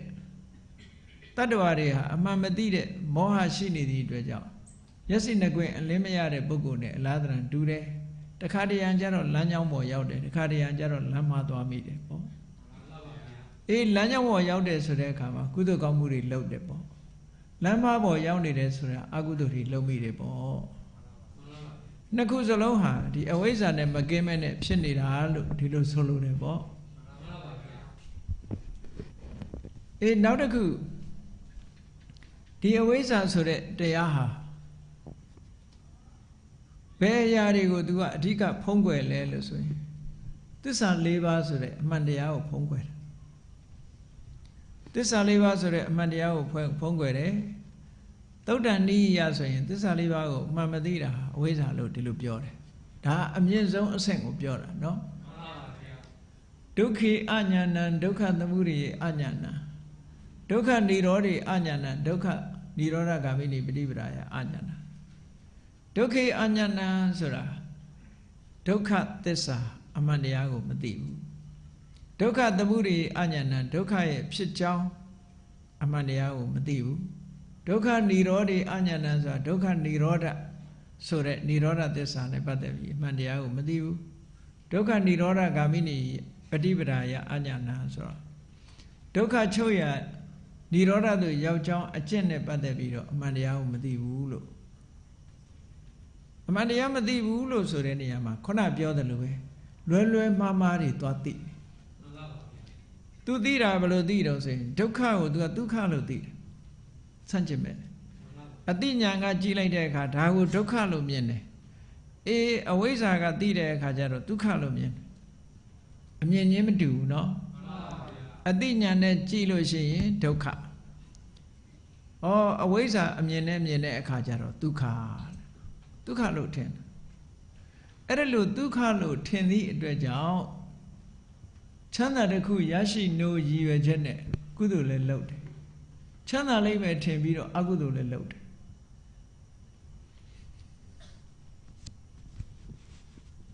အခုခေတ်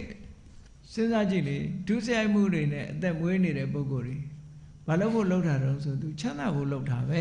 မှန်ပါပါဗျာချမ်းသာလိမ့်မယ်ထင်ပြီးလှုပ်တာပဲမှန်ပါပါကုသိုလ်ကောင်းမှုလှုပ်တဲ့ပုဂ္ဂိုလ်တွေကလည်းချမ်းသာတယ်လို့ထင်ပြီးတော့လှုပ်တာပဲအေးအကုသိုလ်လှုပ်ပြီးတော့အပင်ငယ်ရဲ့ကျသွားပြီအပင်ငယ်ရဲ့မှာခံရပြီလို့ဆိုတဲ့အခါကျလက်တွေ့ကြတော့အကုသိုလ်လုပ်ခြင်းဟာအပင်ငယ်ရဲ့နဲ့ဆင်းရဲဒုက္ခတွေမှာခံရမယ်ကဲကုသိုလ်ကောင်းမှုလုပ်ပြီးချမ်းသာဒုက္ခရတယ်လို့ဒုက္ခလို့ထင်ပြီးတော့လုပ်တဲ့ပုဂ္ဂိုလ်ရောဒုက္ခမတွေ့ဘူးလားလို့ဆိုတွေ့တယ်ဘုန်းကြီးတို့တွေအတိတ်ဘဝကနေပြီးတော့ဟောလားကုသိုလ်ကောင်းမှုတွေလုပ်ခဲ့လို့အဲ့ဒီကုသိုလ်ရဲ့အကျိုးပေးကြောင့်လူဘဝရလာတဲ့အခါကျတော့ဘာဒုက္ခတွေနဲ့ဝင်တိုးတော့ငကောကမစင်စားတဲ့ဒုက္ခတွေအိုခြင်းနာခြင်းသေခြင်းဆိုတဲ့ဒုက္ခတွေမတိုးဘူးလားတိုးပါရဲ့ဗျာကိုလိုချင်တဲ့ဘဝကြီးတစ်ခုဟာအိုခြင်းနာခြင်းသေခြင်းနဲ့ပဲဆုံးသတ်ရတယ်ဆိုကျင့်တတ်เสียပဲကောင်းမလဲပေါ့နောက်ဆုံးဒုက္ခနဲ့ပဲဆုံးသတ်ကြရတယ်ကိုလိုချင်တာကဒါတွေမဟုတ်ဘူးနော်ကိုလိုချင်တာကဒါတွေမဟုတ်ဘူးချမ်းသာလိမ့်မယ်ထင်ပြီးတော့လှုပ်တာဒုက္ခနဲ့တွေ့တယ်အဲ့ဒါဘာကြောင့်လို့ဆိုရင်ဒုက္ခကိုဒုက္ခထင်ခဲ့လို့လှုပ်ခဲ့တာအေးဒုက္ခသမုဒယကြတော့လည်းပဲဒုက္ခသမုဒယလို့သေချာမသိဘူးဒုက္ခသမုဒယလို့ထင်တယ်ချမ်းသာဒုက္ခရခြင်းအကြောင်းဆိုပြီးတော့လှုပ်တာရလာတဲ့အခါကျတော့ဒုက္ခတွေပါရလာတယ်တပွေးတစ်ပိုက်ကြီးဒုက္ခတွေလူဘဝချမ်းသာမလားလို့ဆုတောင်းတယ်နတ်ဘဝချမ်းသာမလားလို့မျှော်လင့်တယ်ဗြဟ္မဘဝချမ်းသာမလားလို့မျှော်လင့်တယ်နောက်ဆုံးသေခြင်းဆင်းရဲနဲ့ရင်ဆိုင်ကြရတာကြီးပဲတဲ့ဘယ်နေရာမှာအပြည့်စုံချမ်းသာဒုက္ခဆိုတာမရှိနိုင်ဘူးတဲ့ဒုက္ခနဲ့ပဲဆုံးသတ်သွားတာတဲ့ဟောအဲ့တော့ကိုယ်ရည်ရွယ်ချက်တွေဒီလူဟာစောစောတည်းက သိတာမဟုတ်ဘူးအမှားသိနေသည့်အတွက်ကြောင့်ဒီလိုဖြစ်ရတာဒုက္ခនិရောဓနဲ့ပတ်သက်ပြီးတော့ဘယ်လိုမသိတာတော့လို့ဆိုရင်အေးကောင်းကင်ဘုံကြီးဟာထာဝရဘုံနှန်းကြီးပဲလို့ဆိုပြီးတော့ဆူတောင်းပြီးတော့ကုသိုလ်ကောင်းမှုတွေလုပ်တယ်ကောင်းကင်ဘုံကြီးဆိုပြီးတော့ဒါတကယ်ဒုက္ခនិရောဓကိုမသိတာကောင်းကင်ဘုံကြီးလို့ဒီလူတွေပြောပြနေကြတဲ့ဟာအစဉ်လာရဆိုရင်ဘုရားဘာသာတရားတော်ရတခြားဘာသာဝင်တွေကကောင်းကင်ဘုံဆိုပြီးတော့ပြောနေတဲ့ဟာတွေကဗြဟ္မဘုံပဲနော်အစဉ်လာရဒီဗြဟ္မာကြီးက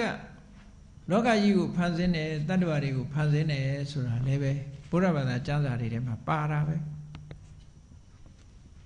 ဗြဟ္မဇာလသုတ်တံမှာဆိုလို့ရှိရင်ဒါကမတော်တဆ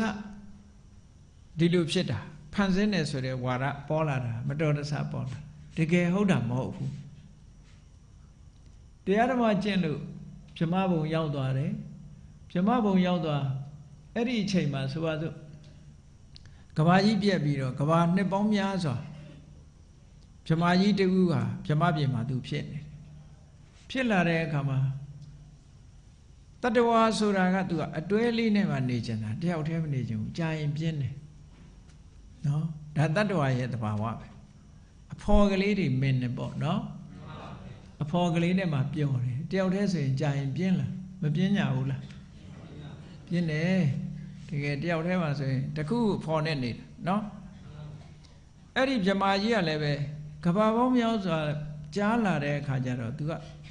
ငါတယောက်တည်းနေရတာပြင်းလိုက်တာပေါ့အဖော်ရောက်လာရင်ကောင်းမှာပဲလို့အဲ့ဒီလိုတွေးလိုက်တဲ့အချိန်မှာထန်းသီးကြွေခိုက်ကြီးပြန်ခိုက်သို့မဟုတ်ထန်းသီးကြွေခိုက်ကြီးနှင်းခိုက်အဲ့ဒီစကားရအတိုင်းပဲသူတွေးလိုက်တဲ့အချိန်နဲ့ဟိုကတတ္တဝါတစ်ခုကတည်ပြီးတော့ဗြဟ္မပြေရောက်လာတဲ့အချိန်သွားပြီးတော့တိုက်ဆိုင်သွားတာတကယ်ကသူလှုပ်တာမဟုတ်ဘူးတိုက်ဆိုင်သွားပြီးတော့သူ့ရှိမှဗြဟ္မာတယောက်ရောက်လာဟာငါလိုချင်တာနဲ့သူရောက်လာတာငါဖန်ဆင်းလိုက်တာပဲလို့သူကအတွေးဝင်သွားတယ်အဲ့ဒါကအစလောကကြီးကိုငါဖန်ဆင်းတယ်ဆိုသူကအတွေးဝင်အဲ့ဒီအတွေးဝင်သွားတယ်လို့ပဲနောက်ရောက်လာတဲ့ဗြဟ္မာကသိပြီးတော့အသက်မရှိဘူးသူ့အကြောင်းတရားကြောင့်အသက်မရှိဘူးအသက်မရှိပဲဗြဟ္မာပြေကနေပြီးတော့သေပြီးတော့လူပြေရောက်သွားတယ်လူပြေရောက်တဲ့အခါတရားဓမ္မကျင့်လို့သမထကျင့်စဉ်အောင်မြင်တဲ့အခါကျတော့သူဘယ်ဘုံကလာတာတော့လို့အတိတ်ဘဝကိုပြန်ပြီးတော့ကြည့်တဲ့အခါကျတော့ဟောဗြဟ္မာပြေကလာတာဆိုတော့သူသိလိုက်တော့ခုနကဗြဟ္မာကြီးကရှိနေတော့မယ်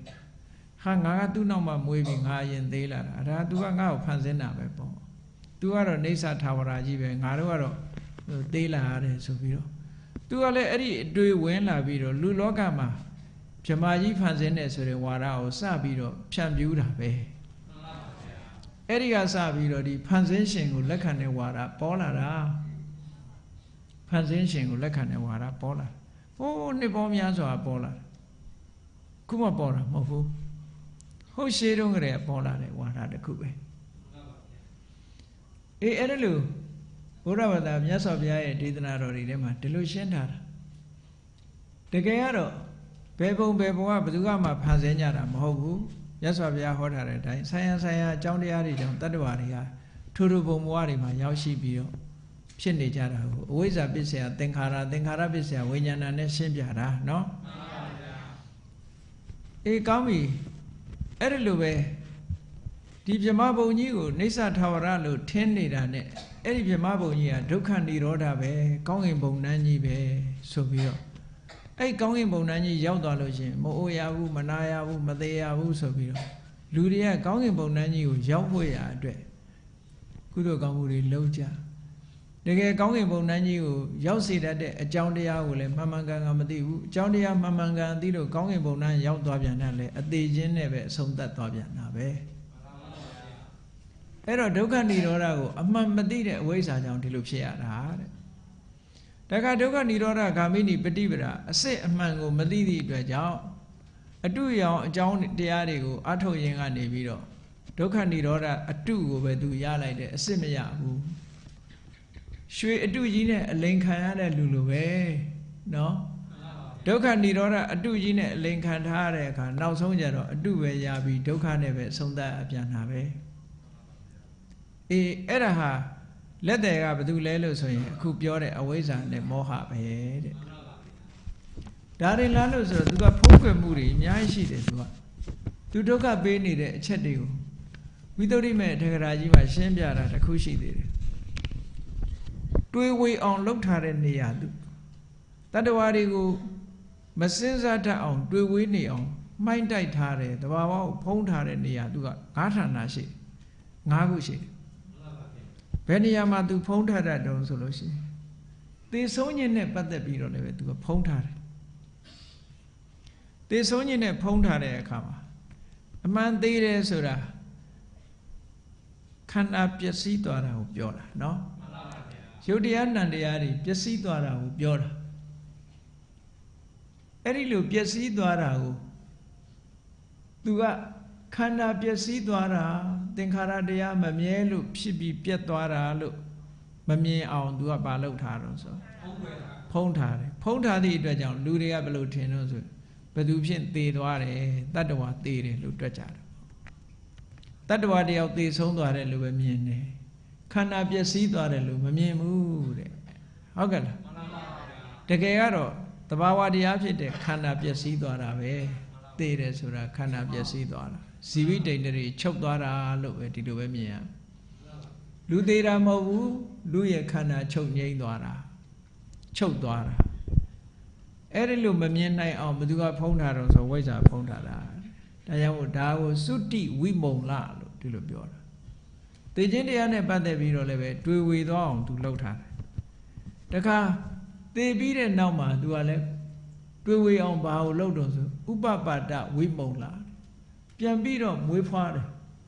အဲ့ဒါနဲ့ပတ်သက်ပြီးတော့လည်းပဲတွေဝေအောင်လှုပ်ထားတယ်ဒီကံတရားကြောင့်ဘဝတည်းတစ်ခုမှာဖြစ်လာတာယုံ nant အသစ်ပေါ်တယ်လို့ခန္ဓာနာအဘိနိဗ္ဗတိခန္ဓာတရားတို့ရဲ့စတင်ဖြစ်မှုလို့မတွက်နိုင်မဲနဲ့တတ္တဝါတရားမွေးဖွားလာတယ်တတ္တဝါတရားအသစ်ပေါ်လာတယ်ဆိုတဲ့အတွေးတွေကိုတွေးစေတယ်ဒါအဝိဇ္ဇာကြောင့်မို့လို့တတ္တဝါပြန်ဖြစ်လာတယ်ဆိုတဲ့အတွေးဟာရှိလာတာเนาะအင်္ဂလိပ်လို reincarnation ဆိုတဲ့ဟာကိုလက်ခံတာစကားအနေနဲ့ပြောမယ်ဆိုရင်တော့ဗမာပြည်မှာလူဝင်စားတယ်ဆိုတာမျိုးတွေပေါ့နော်ဘယ်သူသေးလို့ဘယ်သူဝင်စားတယ်ဆိုတာမျိုးပေါ့လောလောမှဝင်စားလို့တော့မရသူကံအကြောင်းနဲ့သူကသူဖြစ်လာတာနော်သို့တော့ဘုန်းကြီးတို့အရင်ဟောထားတဲ့နသသောနသအညောဆိုတဲ့တရားကိုနာကြည့်ပေါ့နော်အဲ့ဒီတရားကိုနာကြည့်ထားမယ်ဆိုလို့ရှိရင်တော့ဒီသေသွားတဲ့လူနဲ့နောက်ထပ်ပြန်မွေးဖွားလာတဲ့လူဟာတယောက်တည်းလည်းမဟုတ်ဘူးတခြားလူလည်းမဟုတ်ဘူးအကြောင်းတရားအနေနဲ့ဆက်ဆက်နေတာတော့ရှိတယ်လို့ဒီလိုပြောတာเนาะအဲ့ဒါကအမှန်သိရမယ်ဟာအဲ့ဒီလိုအမှန်မသိအောင်ဟောဒီအဝိဇ္ဇာကဖုံးထားတယ်လို့ပြောတာ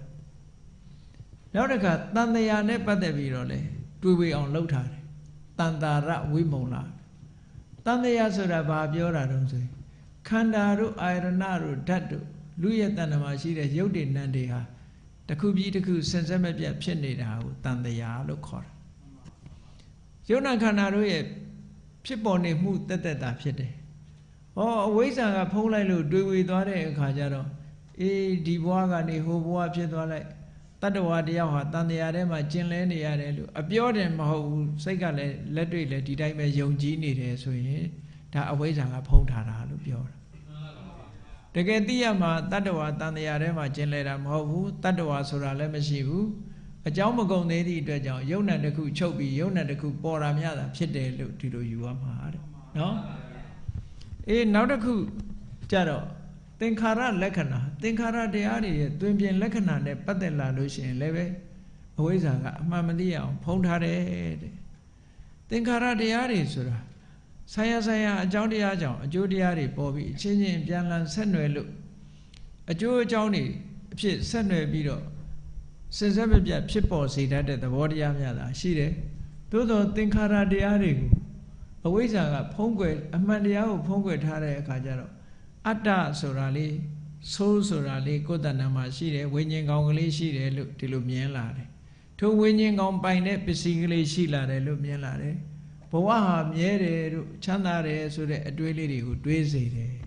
ဘယ်သူကတွေးစေတာတုံးဆိုလို့ရှိရင်ဟောဒီမောဟအဝိဇ္ဇာကတွေးစေတာတဲ့အမှန်မမြင်အောင်သူကဖုံးပေးတာသင်္ခါရတွေရဲ့သဘာဝကိုအမှန်မမြင်အောင်ဖုံးတာဟောနောက်တစ်ခုသူဘာကိုဖုံးလို့ဆိုရင်ပဋိစ္စသမုပ္ပါဒဓမ္မအကြောင်းတရားကြောင့်ဖြစ်ပေါ်လာတဲ့အကျိုးလို့မမြင်နိုင်ပဲနဲ့ပရိစ္ဆေသမုပ္ပါဒ်နဲ့ပတ်သက်လာလို့ရှိရင်သူကတွေးဝေသွားအောင်လုပ်ထားတယ်ဘယ်လိုတွေးဝေသွားအောင်လုပ်ထားတော့ဆိုကြည်လေအဝိဇ္ဇာကြောင့်သင်္ခါရဖြစ်တယ်သင်္ခါရကြောင့်ဝိညာဉ်ဖြစ်တယ်လို့သူမယူဆပဲနဲ့ဘာဖြစ်လဲမိခင်ဝမ်းထဲမှာလူသားတယောက်လို့ပြောမယ်ဆိုရင်ကလလရေကြီးတရေတီးတယ်ထာဝရစတဲ့အကြောင်းတရားတွေကနေပြီးတော့လူသားဖြစ်ဖို့ဖန်တီးပေးလိုက်တယ်တရေတီးအောင်လုပ်ပေးလိုက်တယ်တည်သည့်အတွက်ကြောင့်လူရဲ့ခန္ဓာကိုယ်ဟာတဖြည်းဖြည်းကြီးထွားလာတယ်ကြီးထွားလာပြီးတဲ့အခါမျက်စိနာနာလျှာကိုယ်စိတ်ဆိုတဲ့အိန္ဒြေတွေပါလာတယ်ပေါ့ဖကလတိတွေပါလာတယ်အဲ့ဒီဟာတွေပါလာသည့်အတွက်ကြောင့်မြင်ချင်းကြားချင်းနာချင်းလျှက်ချင်းထိချင်းတွေးချင်းဆိုတဲ့ကိစ္စတွေကိုဆောင်ရွက်လာလို့လောဘတွေဖြစ်တယ်ဒေါသတွေဖြစ်တယ်တဏှာတွေဖြစ်တယ်ဥပါဒဏ်တွေဖြစ်တယ်တွေးထိတယ်ခံစားရတယ်ဆိုတာဒီအတ္တသဘာဝလေးကနေပြီးဆောင်ရွက်နေတယ်လို့စိတ်ထဲမှာဒီလိုထင်လာတယ်။ဩမြတ်စွာဘုရားကဟောထားတာအဲ့လိုမဟုတ်ဘူး။ကံတရားကြောင့်ဝိညာဉ်လေးဖြစ်လာတာဝိညာဉ်ဖြစ်လာသည့်အတွက်ကြောင့်နာမ်လေးတွေရုပ်ကလေးတွေကြီးပွားလာတာနာမ်တွေရုပ်တွေကြီးထွားလာသည့်အတွက်ကြောင့်ဒီမျက်စိနာနာလျှာကိုယ်ဆိုတာတွေက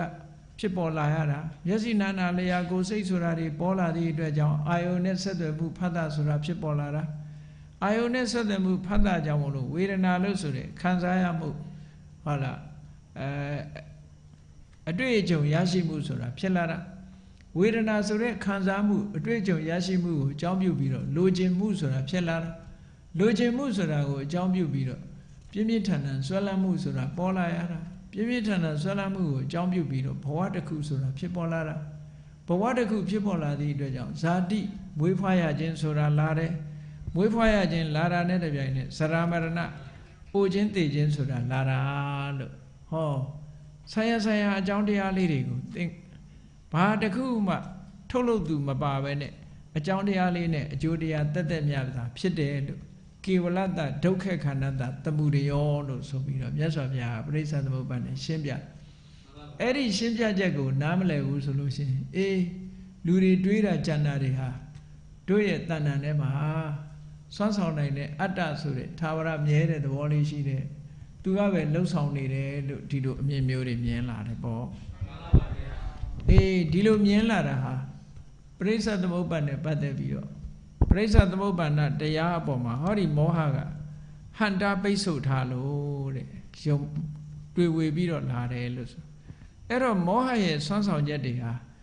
တတ္တဝါတွေအပေါ်မှာအင်မတန်မှကြီးမားလွှမ်းမိုးထားတယ်အမှန်မမြင်နိုင်အောင်ဟောဒီမောဟက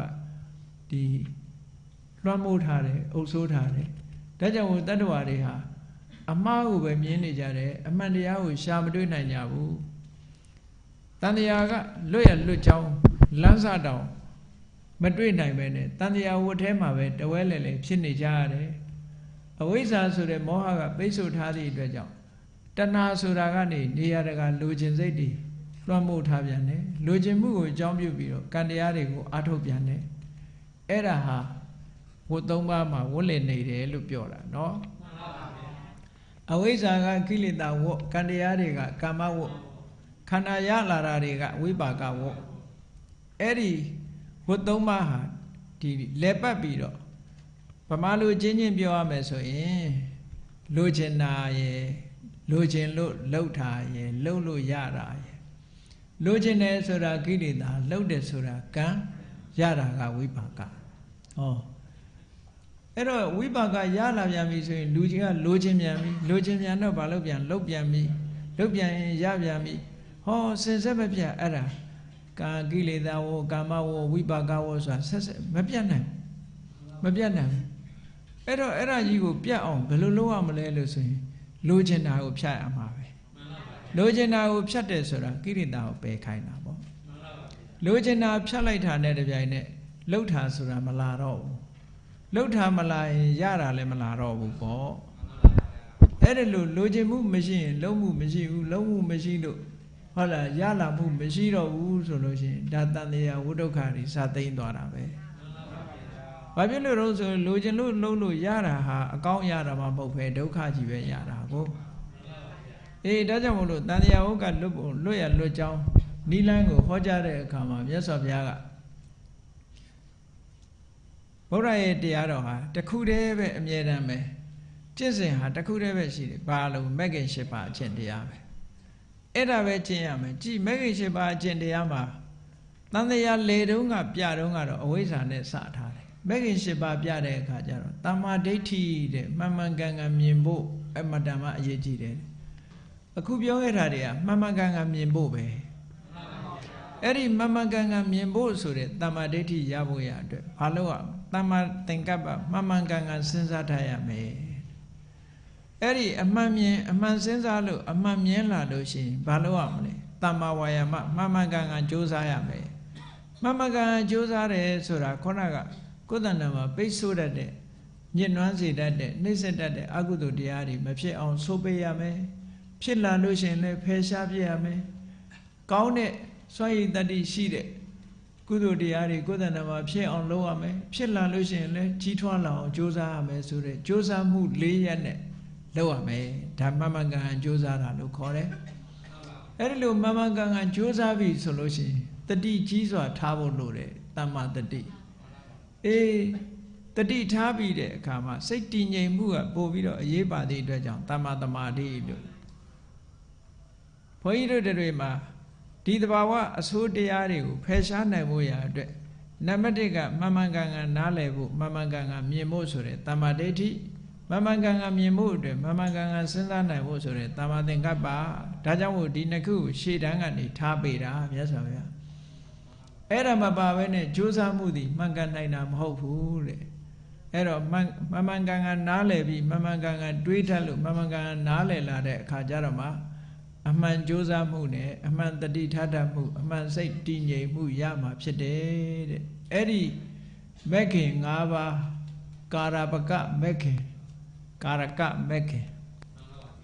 တရားဓမ္မကျင့်တဲ့အခါမှာလည်းအဲ့ဒီ၅ခုဟာစွမ်းဆောင်မှုကိုပြုတာပဲအဲ့ဒီလိုစွမ်းဆောင်မှုကိုပြုမှအခုမသိမှုဆိုတဲ့အဝိဇ္ဇာတရားကိုဖယ်ရှားနိုင်မှာဖြစ်တယ်ဒီလမ်းဟာတခုတည်းသောလမ်းပဲတဲ့ဒါကြောင့်ဘုန်းကြီးတို့တွေအဝိဇ္ဇာဆိုတဲ့အမှန်မသိမှုအမှားသိနေမှုကိုဖယ်ရှားပြစ်ခြင်းလို့ရှင်မှန်မှန်ကန်ကန်စဉ်းစားခြင်းဖြင့်မှန်မှန်ကန်ကန်သိမြင်ခြင်းဆိုတဲ့တမ္မာဒိဋ္ဌိတမ္မာသင်္ကပ္ပရအောင်လုပ်ပြီးတော့တမ္မာဝါယာမတမ္မာတတိတမ္မာသမာဓိတွေကိုမိမိတဏ္ဍာမှာတိဆောက်ခြင်းဖြင့်သာတဲ့အဝိဇ္ဇာစတဲ့ကိလေသာတွေကနေလွတ်ရလွတ်ကြောင်းဖယ်ရှားနိုင်ရဖယ်ရှားနိုင်ကြောင်းဖြစ်ပြီးတော့တကယ်တန်တရားဝကလွတ်ရဖြစ်တဲ့ဒုက္ခនិရောဓဆင်းရဲဒုက္ခတွေချုပ်ငြိမ်းရဒုက္ခនិရောဓကိုဆက်ရောက်ကြမှာလို့ကိုယ်စီသဘောကျပြီးကြိုးစားအားထုတ်နိုင်ကြပါစေကုန်သတည်း